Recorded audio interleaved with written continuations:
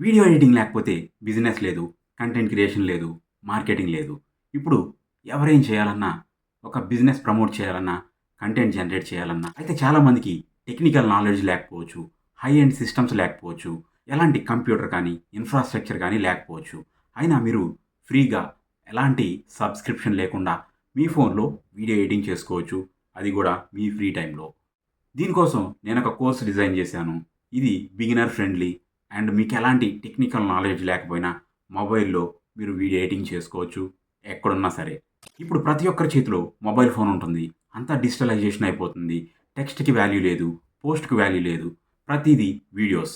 మీరెక్కడ చూసినా ప్రతి ఒక్కరు షార్ట్ వీడియోస్, రీల్స్ స్క్రోల్ చేయడమే చూస్తున్నారు.